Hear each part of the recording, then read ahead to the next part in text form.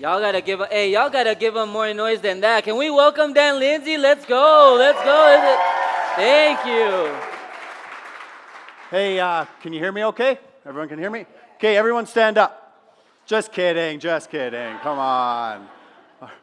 Connor, sorry I had to, man. You know. I am absolutely pumped to be here. I had the honor of meeting James and Angel a couple years ago, did their podcast. We talked about their first event, stuff like that, talked about me coming, and I'm like, nah, guys, I just want to check things out and see how you guys did, and they killed it. So I came back crawling with my tail between my legs and said, boys, come on, let me be part of this one this time, right? So thank you so much for having me. I had a great conversation with so many of you people last night, and the diversity in the room and the sizes of the business and the stories are absolutely phenomenal. I want to share my story. I started cleaning at about 10 years old.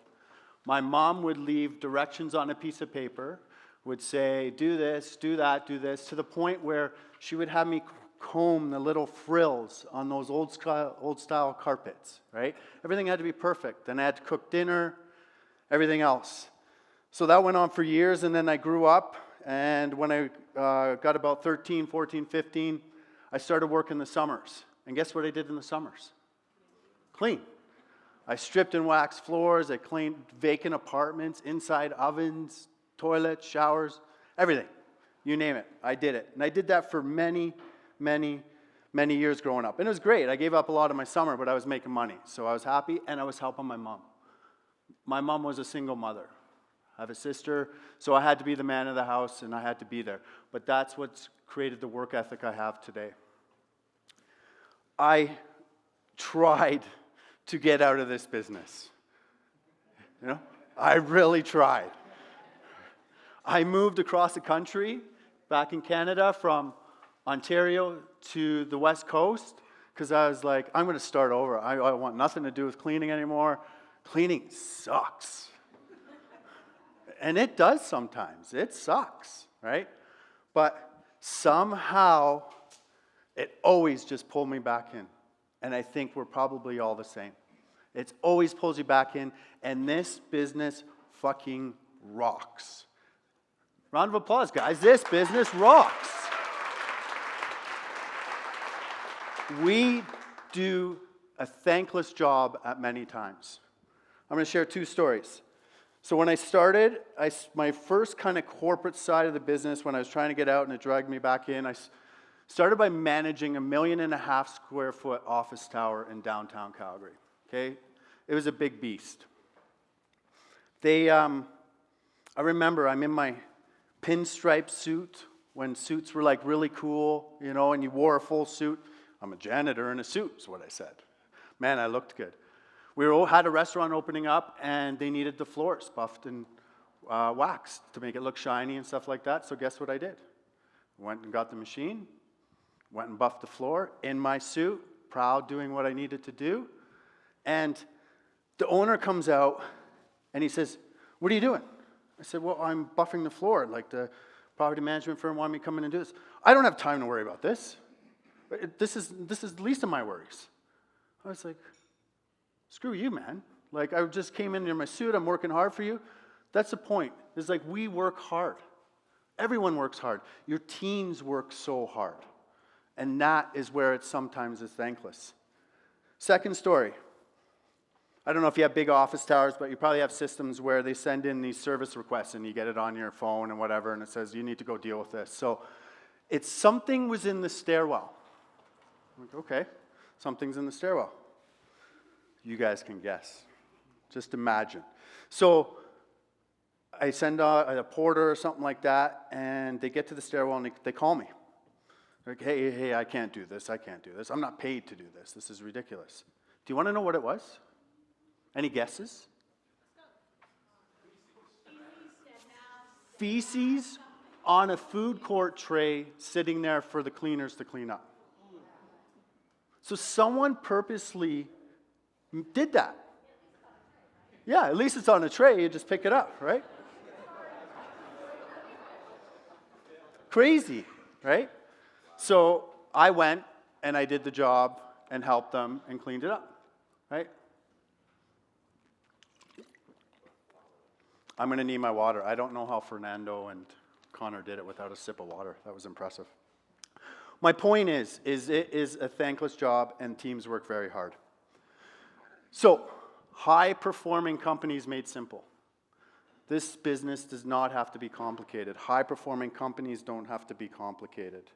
The reality of it is when I managed the biggest part of my career, where I was managing that 3,000 employees across half of the country and into the Pacific Northwest, I had to gain some continuity, and I had to gain performance that was consistent across the board. There was so much going on. All I did was always focus on the team, right? So I want everyone to shout this out, okay? What type of business is the cleaning business? It's the people business. It's a people business. That's it.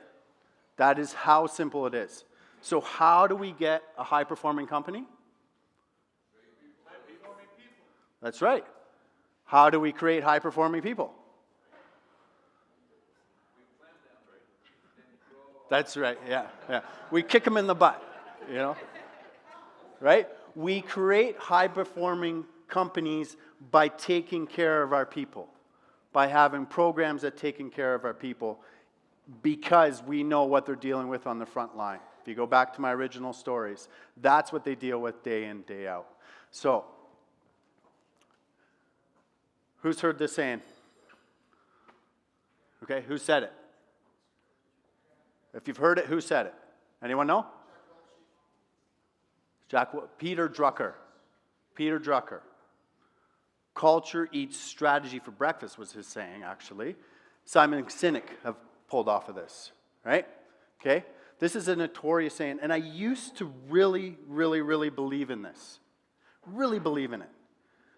And I think there's certain areas for that. I think it's maybe when the culture is a little beat up and it needs a little bit of nurturing, okay? Or you're going through some sort of transformation, or you've brought some new leadership in, you've taken on new accounts. Maybe that's got to be your main focus to nurture that culture, right? But I'm going to challenge today that you need both. You need a strategy to create a good culture.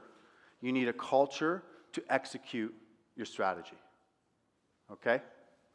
And this does not have to be complicated. Many companies overthink, and what does overthinking lead to? That's right, procrastination, poor execution, right? So if you try and overcomplicate it, I encourage you just to dial it back. And today, what I'm going to do is I'm going to give you 5 very simple things. They're not crazy. They're just very simple things that require a bit of effort, but going to have a huge, huge impact for you, okay? So, culture and strategy. My thing is not working, guys.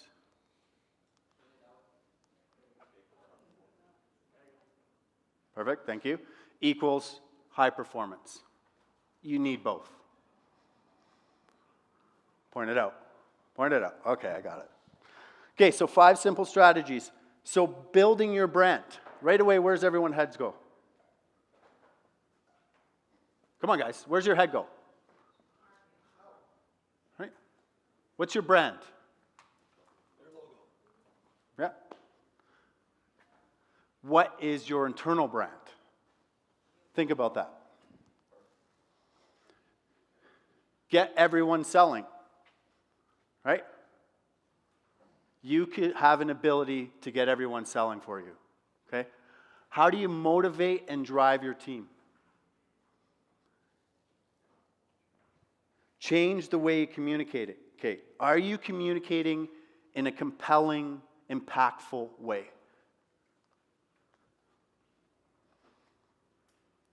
God, gotta get used to this. Reward performance. There's a difference between incentivizing and rewarding. Okay? I guarantee most of you are incentivizing, but probably missing the reward part. Okay, so your external brand builds connections between your business and your customers. Is that fair? That makes sense? Your internal brand is built and designed for your employees rather than your customers. I don't know why it's getting cut off, but we'll just run with it.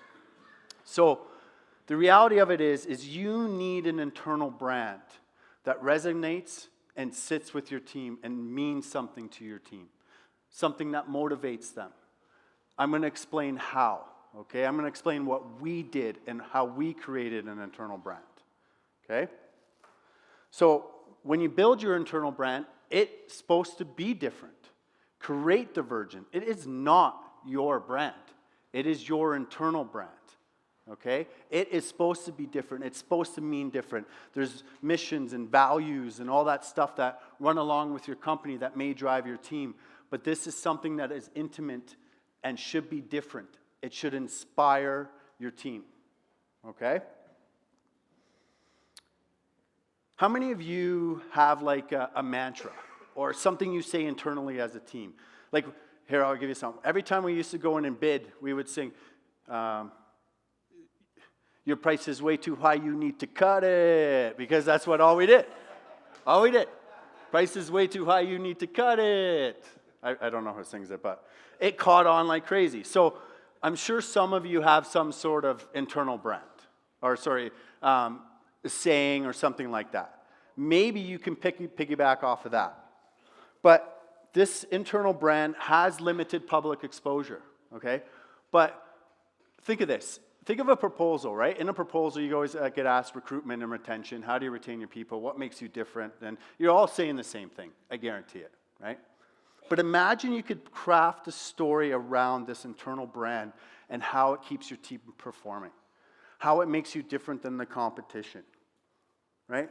It's going to separate you from everybody because everyone is saying the same thing, okay? Change the narrative around the brand. So you can't just say, we're going to design this great brand, we're going to drop it in and hope for the best. You got to change your narrative. You got to change the way you communicate. You got to change your programs. You got to give it life. This brand, I'm going to try this laser out. Pride, Success, People was our brand internally at my last company. I'll tell you how this brand came to life. We were on a leadership retreat, and we were having a good time, whatever, and then we got serious, and we said, let's write down the top 5 things that motivate us to do what we do. Okay? So what are the top 5 things that motivate us, right? So everyone wrote down their list and whatnot, and believe it or not, let me try this laser again. Pride, Success, People was on everyone's list. So now we had a foundation. So now we could say, okay, you know what, let's build a brand around Pride, Success, People. And people love 3s. PSP, doesn't it have a good ring? Has a good flow, right? So people love 3s. So PSP became our brand, okay? But it was very different, okay? Guys, I think you all know where I used to work. It was GDI. I'm okay with sharing that.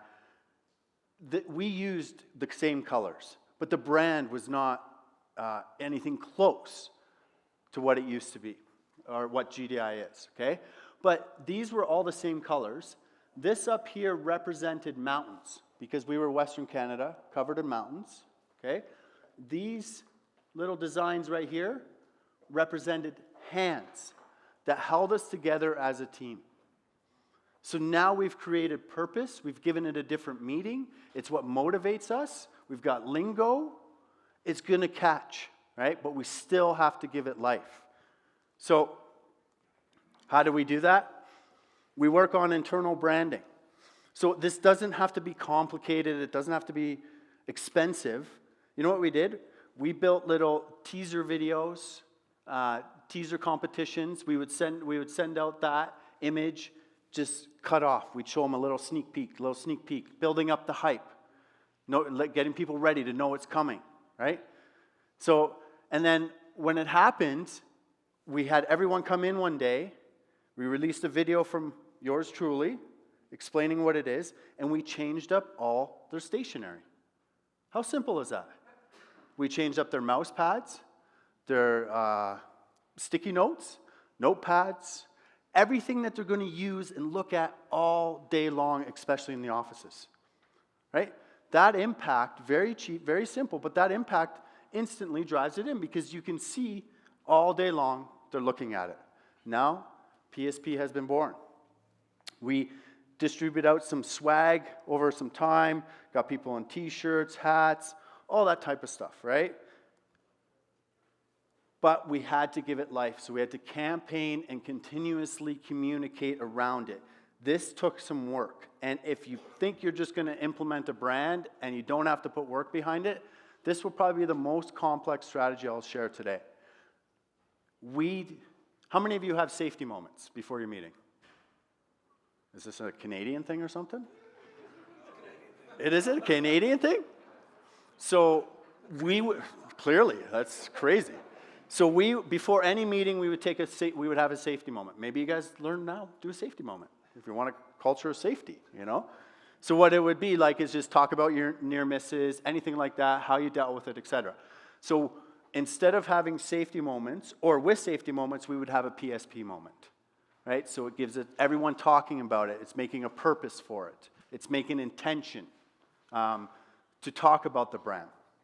We also created something called PSP TV, which was a monthly episode that would come out that would take all of our branches, this was 6 business units, and talk about successes, losses, hurdles, challenges, everything. And it was really just a 5-minute episode that everyone got to watch. And like Connor was saying, we were consistent. We were consistent, and we made sure we delivered it. We built the framework. It was the same thing every time, different content, same structure, made sure we delivered it. The consistency was key.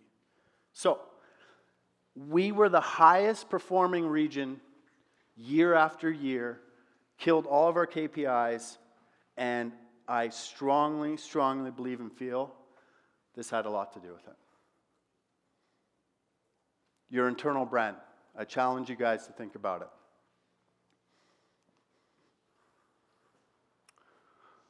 Okay.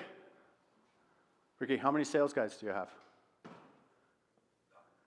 Technically 0, but... Okay. Okay, you're a bad example. No, how many employees do you have? Let's start. 300. 300? Okay. You have 300 salespeople. Right? Who was I talking to last night? I think it was one. Where are you, one? Yeah. One salesperson, 50 employees. He has 50 salespeople. You guys get my point? Right? These people are your sales force. Agree? Everyone agree? Right? Who is using them today as your sales force? Right, right. That's the difference. That's the difference in high performance. Right? You guys have this huge team. Right? They are on the front line. They are talking to your clients day in, day out. They are talking to the tenants in the facilities. They're building the relationships hell of a lot better than you guys. Right? They're representing your external brand. Right?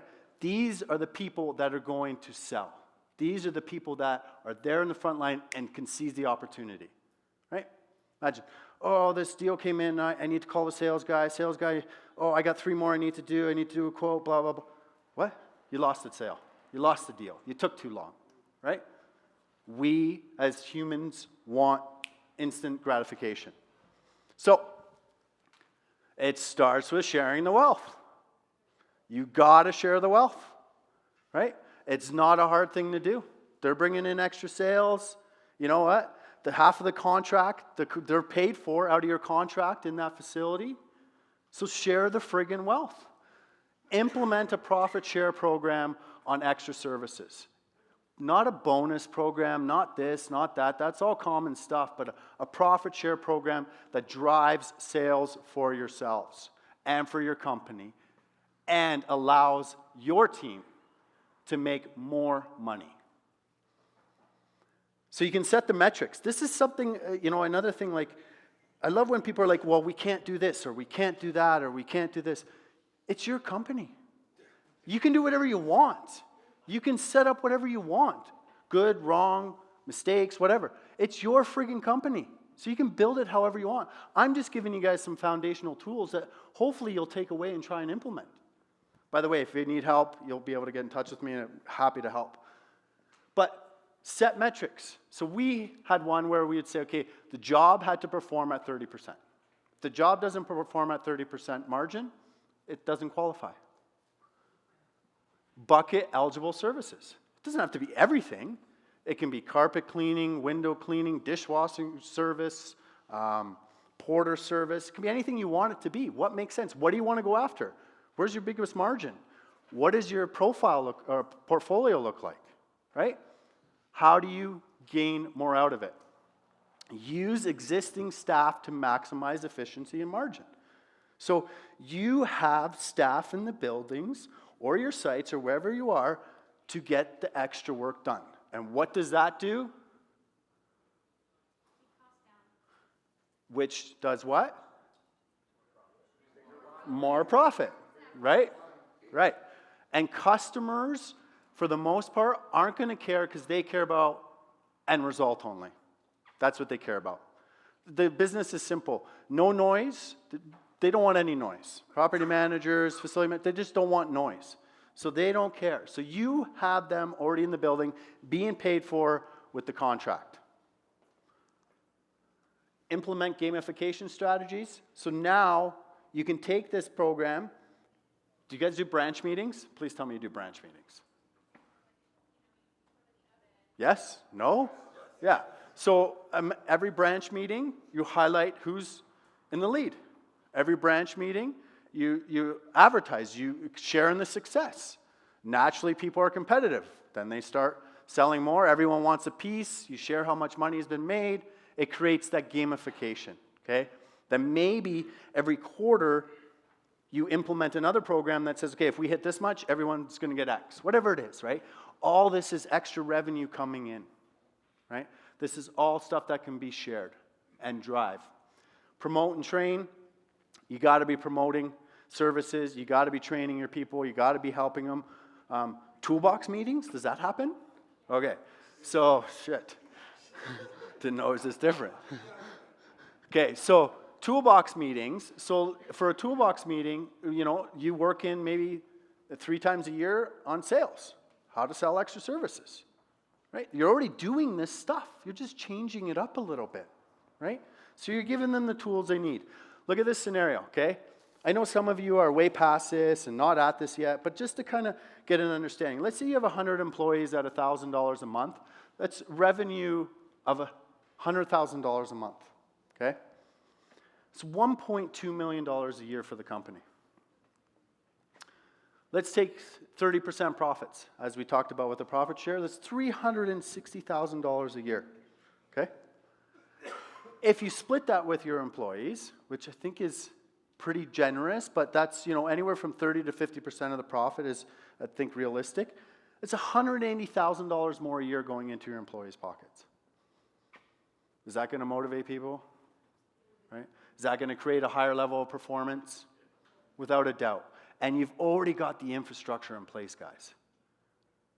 So, it's taking what you have, implementing these simple strategies, something so simple like this, creating a program. You got to build the buzz. It takes some time to get going. But I'm telling you, it's going to increase your sales tenfold at higher margins.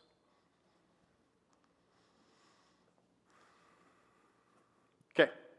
Motivate and drive your team.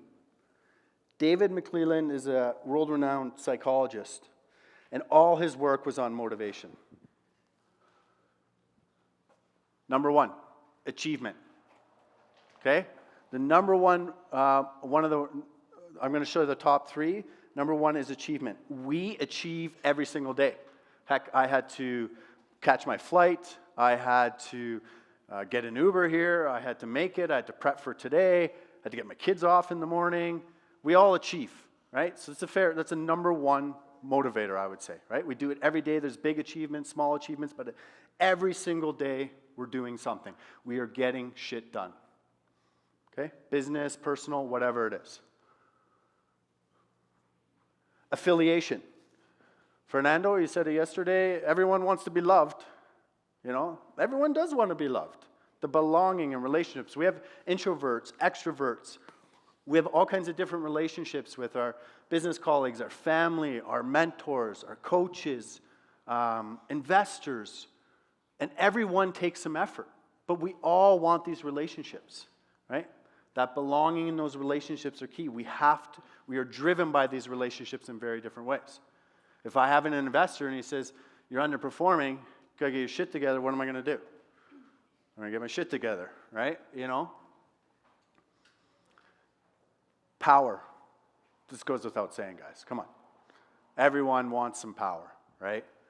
But, I don't know the famous quote, but with power comes responsibility, right?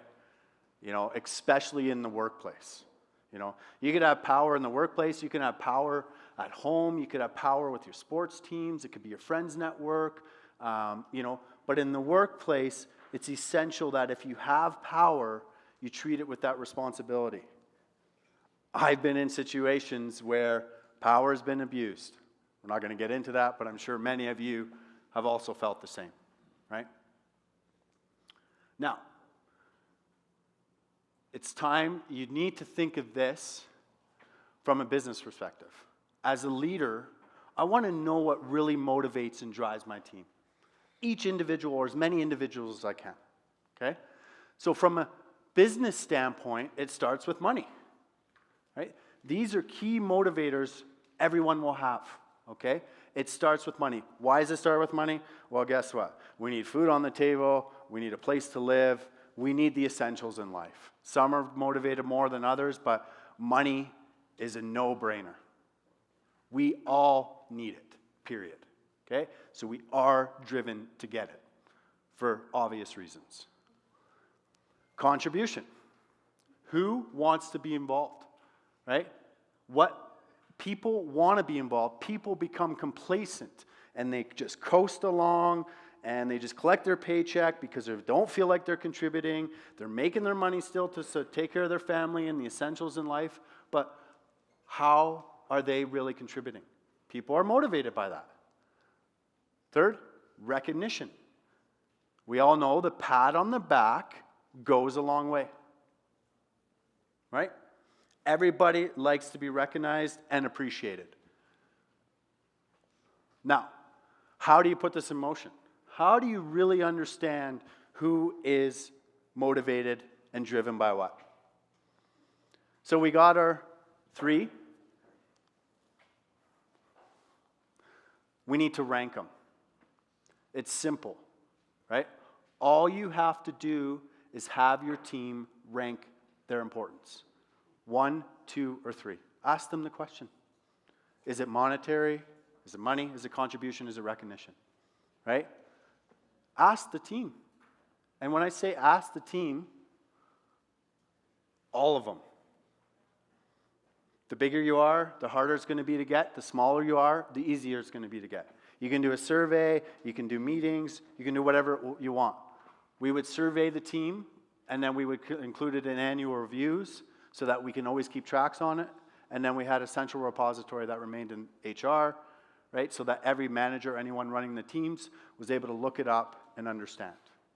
Okay, this was a big thing for us. We had to understand how people were motivated, right? So just think about this. Think about a scenario, right? You put a person that's motivated by contribution, okay? And let's say you put them on, you have a major strip and wax job at a mall or something like that. And you say, you know what, I know that they want to contribute, and they're, we would call them a light-duty vacuumer. They have no clue how to strip and wax, but you're like, I'm going to make them feel like they're contributing. Can they contribute on a strip and wax job? Right? But maybe they're not contributing the way they want to. Have you ever thought of that? Instantly, you think, yeah, they can, right? But they're going to learn, but maybe they're not feeling that sense of contribution, right? Because what happens on the ground is maybe they're just a runner, maybe they're this, maybe they're that. Maybe they don't have that level of contribution they're looking for. My point is once you know and understand, you can really start structuring and positioning this together, okay?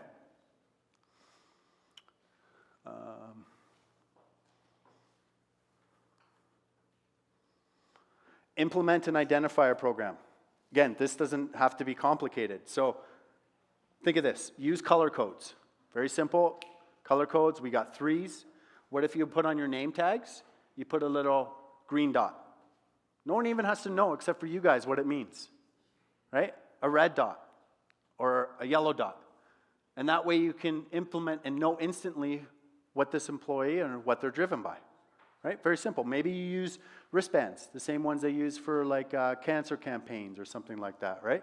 But guys, this isn't complicated stuff. It's very simple. You need your champions, you need your people running it. This is typically your management staff, people that are working closely with their staff members. You know, someone that's going to keep track of everything. So imagine if you had all this data, okay? You understood what people were motivated by, and you were able to go in and look at your structure and understand, okay, I have somebody that's really motivated by money. How do I get them to make more money and make more money for the company? How do I keep them driving? Or if you have someone in a position that's not contributing the way they really want to and they're driven by contribution, right? So when you understand this, you're now able to shift things around. You're now able to restructure a bit. You're now able to set up your team for success, right? You're now maybe able to get projects done that you weren't able to get done before because you didn't know who the right person was, right? So with data, you have an ability to always reflect, always reiterate. Okay? And always ask the question. Every single interview I would do in my career, especially for high-level positions, I would ask them to rank this in their interview. Instantly, you're deep inside, you understand that person. Okay? If you take one thing away from this, start asking this question in the interview. Right? You know what type of person you need for what type of role. You know what you need to motivate them. You know what you need to get success out of them. Always ask the question. Okay?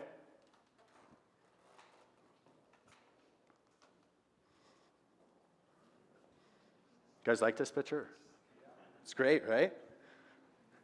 So everyone knows this, right? Obviously. Where's my... How many of you have a phone? It's a dumb question, purposely. How many of you have a phone? Every single one of us have a phone, right? Those friggin' things are super powerful, are they not? You can bang out videos, pictures, all kinds of stuff, right? And people love doing it on Instagram and TikTok and whatever else, right? Oh my God, I gotta get this picture. You know, I look at the millennial generation and it's like, have to do this, have to do that. And they live their life through it, right? So what about when it comes to business? Did you know a video, okay? If you're sending out a video instead of emails, and I guarantee majority in this room are sending out your emails like you typically do, and we all know our email boxes are inundated. And no one's going to sit there, if you want to write a 2-pager email or a big long email, no one's going to sit there and read it. No one is. Reality of it is, if it's going to get out, the word's going to get out by people talking to people, by people talking to people in the organization. Oh, did you see his email? Did you see this? Did you see what they said? And then it's going to get convoluted, miscommunicated, and things are going to go sideways, and it's just going to fall flat, right? 95% retention rate of a video. So if you got this big email, why not do a 30, 45-second video that explains what the email is supposed to say and send it out to your team? Right? It doesn't have to be an email. It can just be a selfie, like a little selfie video. Hey guys, how you doing? Just want to update you on what's happening here. You know? Or we got some changes coming, stay tuned, whatever it is, right? 95% retention rate. 79% of employees believe they can do better at their job just with getting images. Just with getting images. So you probably got images in your training manuals and all that stuff, which is all commonplace, but what if you add images to the way you communicate, the way you talk to people, the notes, the messaging you want to get across? You know, these are big, big stats. Wait till you see this one. $1,200 a year per employee in increased productivity.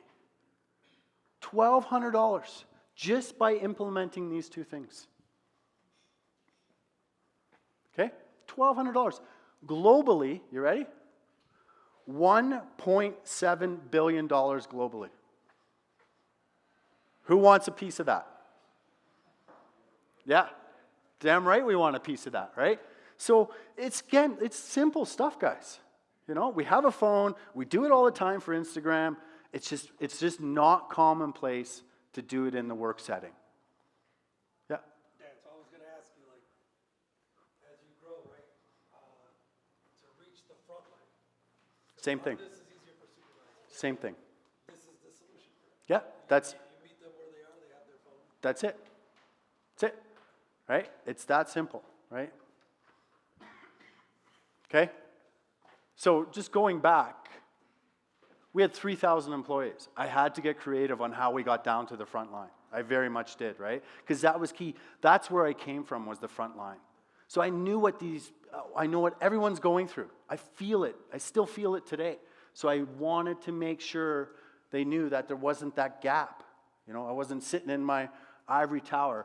What do you call it, Fernando? The white something? The white horse syndrome, where you just sit there and on my white horse, whatever it is, right? But the reality of it is you're exactly right. This is scaling. This is the way to get down to the front line. Okay? So just by doing this, let's just think about this. Okay? Obviously, it simplifies complex emails, without a doubt, right? Anytime you guys are going to write that long email and you know it's going to be a long email, and if you're working on it and you're working on it too hard, stop. Think about doing a video. That's simple. You're killing yourself about writing it, but imagine just talking. It's so much simpler. So much simpler. Okay? Would you send a video in an email, or you send a video to text, or it doesn't matter? You can do both. You can do whatever you want. And, you know, I'm going to get ahead of myself here. The best part about this, when you do that, is you can track who's opening it. You can track who's watching it. You can track all this stuff. It's just like marketing, right, Connor? You can track it all, so you can see everything, right? Presentations with more reach. So, oh my God, I got a presentation. We need to get meetings. Oh shit, this isn't going to work for my calendar. This isn't going to work for my calendar. It goes 4 weeks before you get everyone together. Just video the presentation. You don't need a meeting.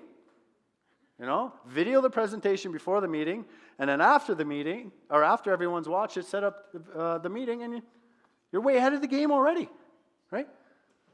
Is this simple stuff, guys, or what? Right? It's simple stuff, but it's scalable, easy stuff that makes all the difference for that high performance. All the difference, okay? Strategic plan and progress updates. I did our strategic plan. I did a 15-minute video of like, here's our 4 goals we want to accomplish this year. Here's what we're going to do. And it was just a video. That was it. Because I wanted it to get to the front line. Right? That was the first time I did it. And I even threw in the bloopers part. So there was a minute at the end of bloopers. So they can realize, okay, like, I'm a friggin' human too. I'm just like you guys, you know. And it was a slam dunk. The power of it was so crazy. Right? You know, it's no like PowerPoint and stuff. I still think you need to document stuff for sure, but if you want to get the communication out, video is the way to go. Less meetings, more engagement. Self-explanatory. Correct? We all agree? Right? 2 phrases I'm going to steal here is Nike's "just do it." Right? Everyone's so hesitant about video. You're going to analyze yourself. You're going to, oh, I don't like that face. I don't like this. I don't like that. And it's the reality of it, but just friggin' do it, right? The next one is you miss, Wayne Gretzky, Canadian, you miss 100% of the shots you don't take, right? So just do it. It's not going to be perfect, but you can practice and reiterate as you go. The first one's going to be crap. It's going to be crap. It is. You're going to feel so uncomfortable and awkward, and people are going to look at you. My thing is, I had a hard time smiling. So my team would say to me, "Why so serious? What's wrong with you?" But they've also seen me in states where I might have been under the influence and just having a good time. So they knew who Dan was, but the team, they weren't as close, and it was hard always for me. I always had to work on smiling, and I do these exercises, and But it's uncomfortable, but I'm telling you guys, it gets easier. You just got to do it, and you practice and you reiterate. And like I said, you get to track engagement. That was a beautiful thing for us. We knew who opened it, when they opened it, how long they were on it for. We saw it all, right? So, last point is talk with, not at. Does that make sense, guys? If you're leaders in this room and you don't understand that, we can talk after, okay? It's not I. When you're doing these videos and everything you're doing, you're talking with, not at. Okay, reward your team. Who has an employee month and a kudos program? These are the two most classic things in the janitorial business, right? Are these reward programs or incentive programs?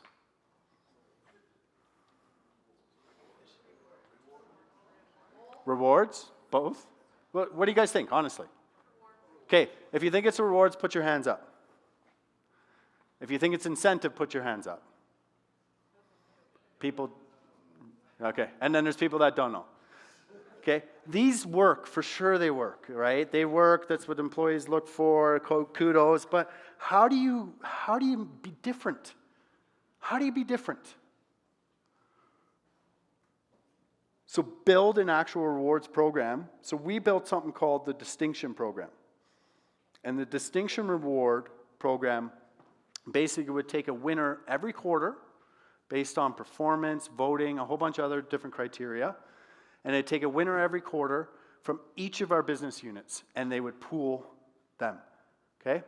So after the year was over, we would have, I think it was around 25 or 30 pooled candidates. Then at the end of the year, we would announce a President's Award. And they'd be all put into a draw for a President's Award. Okay? Employee of the Month, kudos, all that is all great. But we would give these guys, I think it was around $3,000 or $2,500. Like, we would give them a nice chunk of money if they were the president, and then they would get $500 if they were just a distinction award winner. Like, we didn't mess around, okay?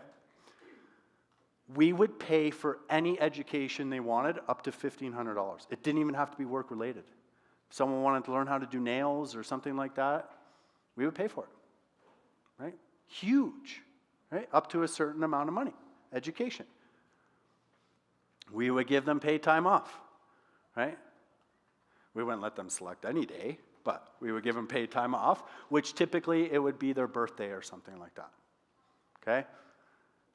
Swag, all that nice stuff, and then we give them a trophy, but it was more like not a trophy, it was like a crystal globe engraved. It was a really nice thing, and that's a status thing that people really care about. They put that proudly, especially in the workplace. They put it in their office, or they put it down at their site, or wherever it is, right? And they got to have lunch with me. Hey, yeah. And I made sure I smiled the entire time. Right? Just it's getting creative. It's really rewarding them, right? And that's the difference. The employee of the month, the kudos, they incentivize their regular things, but this is really different. This takes it to a whole other level. So how to do it? You got to establish that cadence. Like I said, we would do it every quarter. And then we would do a major prize once a year. You guys can do whatever you want. You can do once a month. You can cut it up however you want. I'm giving you the structure to be able to take it away, implement it almost instantly, and it's very simple stuff to do. You can determine the metrics and eligibility. It goes back to what I said. It's your guys' companies.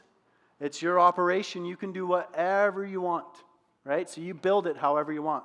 What makes it eligible? Is it a voting system? Is it random? Do you create something where people vote for each other and then once a quarter you draw out a name? There's so many different ways you can cut this together, but you guys can decide what works best for your organization. The biggest thing is cultivate a winning pool. Like I said, we would have a pool of people that we would announce the major prize to at the end, and we did that for a reason, for gamification, competitiveness, right? Hype. There's nothing wrong with that natural side in the business, especially on your front line. right? They're doing it anyway. Okay? Highlight the winners. Guys, the last most important thing, make this prestigious. Not in an Employee of the Month program or a kudos program. Make it prestigious and separate yourselves from everyone else. Invest in your people. Okay? They deserve it. You know they do.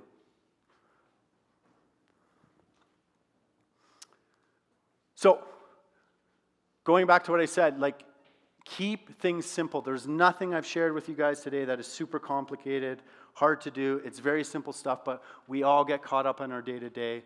We all have so much stuff thrown at us that we just don't really break it down and keep it simple.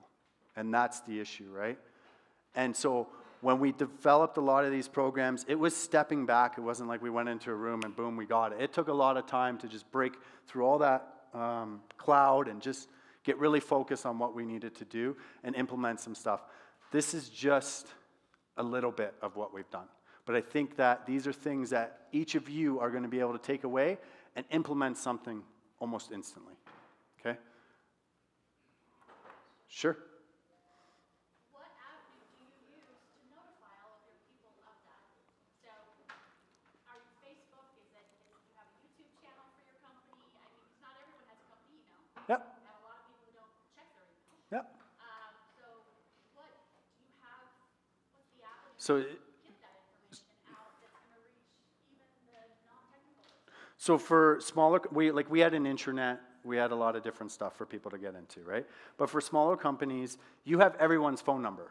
Yes. You have everyone's information, right? So what can you do with that? Text and email. Yeah. WhatsApp. There's all kinds of different methods. Go ahead. Real quick, I have started doing what he said about 6 months ago. So I do weekly videos, monthly, and quarterly. And only quarterly is asynchronous. I'm sorry, sync, and the other ones are asynchronous. And because I've started to run 3 companies, and I couldn't. Yeah. And they love those videos. Yeah. Yeah, because there's a personality that comes out too at the same time, right? You know, there's all that side of it. We got a couple minutes, and then if they allow me time, I'll answer a few more questions. But again, just what we talked about today, build your internal brand. Guys, your external brand's there. Customers are making decisions on that. It's probably sound, it's tight, but what's your internal brand? And if you guys come up with one, I'd love to hear about it. I'd love to see it. You know, take that seriously. Build that internal brand. It's going to have so much weight. Get your employees selling. Was that a light bulb moment for everybody? Yes? Was it? Yeah. Yeah. You have way more people than you think. Learn what motivates your team. Understand it from the business standpoint. What are they? What's number 1? Money. What's number 2? What's number 3? Right. Would you guys agree? Those are the top 3 motivators in any workplace, any environment, right? Use images and videos to communicate. Again, if you sit there and you're writing that email and you're sitting in bed or you're there at night like, oh my God, this email is so hard to write, stop. Stop immediately. Try a video. Just try it. You'll get better, I promise. Okay? Reward performance, don't incentivize. I shouldn't say that. Reward performance to complement your incentive programs. This business is in my blood. I love every part of it. I am blown away by so many of your stories. And I am completely humbled and honored to be able to share this with you guys today. You can reach me on LinkedIn. Happy to help out in any way I can. Love you guys. Thank you so much. Now, hey Dan, do you want to? Sure. You want to do it? Cool. So we're actually, just because I saw a few hands raised up, and I know some people are like, damn, I'm not going to get my opportunity.